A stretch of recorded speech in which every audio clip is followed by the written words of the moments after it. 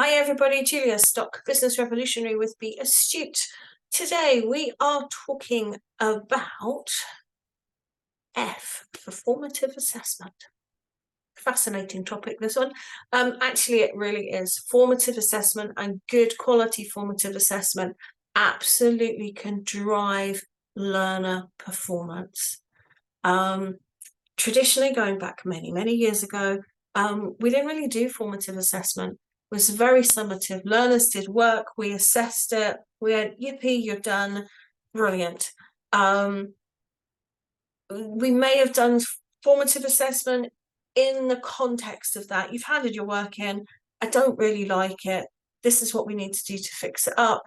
Yippee, we've done it.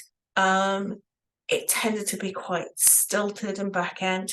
Did most of the conversations you were having with learners to guide them weren't really recorded, which makes it quite difficult to do quality assurance with that, to demonstrate that we're having the conversations that we want to. And that's not necessarily a good thing.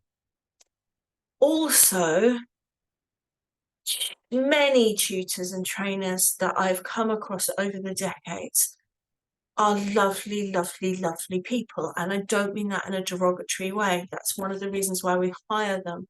But a lot of them struggle with boundaries and holding learners accountable.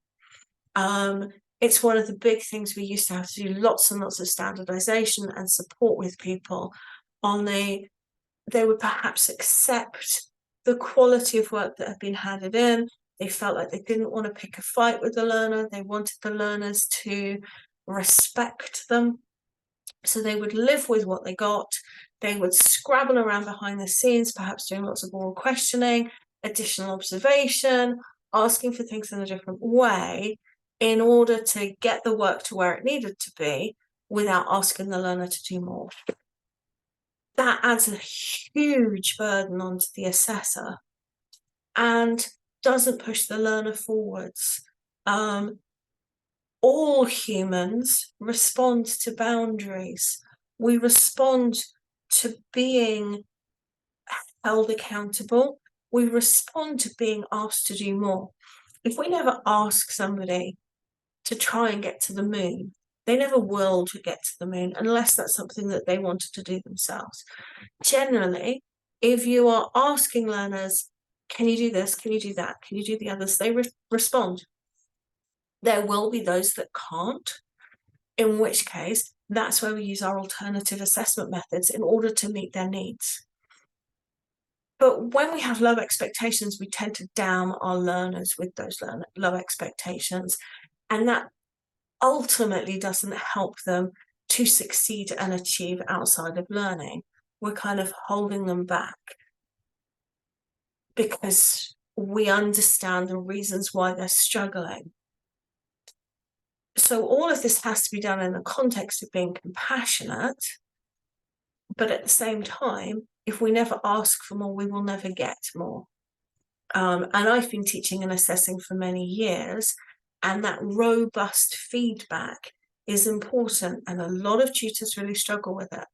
So from a strategic perspective, what we're looking at is how we can be pushing people to do good formative feedback, how within your quality assurance you are monitoring for formative feedback, how you are grasping the opportunity for it, because it can be a fantastic data collection exercise in terms of capturing judgments about how learners are doing. If you're looking at the overall measurement of learner progress and you're trying to be able to see how well learners are doing, we can't just be fixated on the volume of work they are submitting. We must also talk about the quality of work that they're submitting. And you can use formative feedback and formative feedback methodology to capture an early indication of how well a learner is doing. Is the quality where we need it to be? Because then from a management perspective, where we're talking about how to intervene with people, sometimes we have to intervene on quality. The quantity is absolutely fine. The quality is not where it should be. Or the quality is amazing, but I'm not producing enough pieces of work. Those require two different conversations with learners and employers, which is why we are interested in capturing both. So that is F for formative feedback. If that's something that's resonated with you, please do get in touch.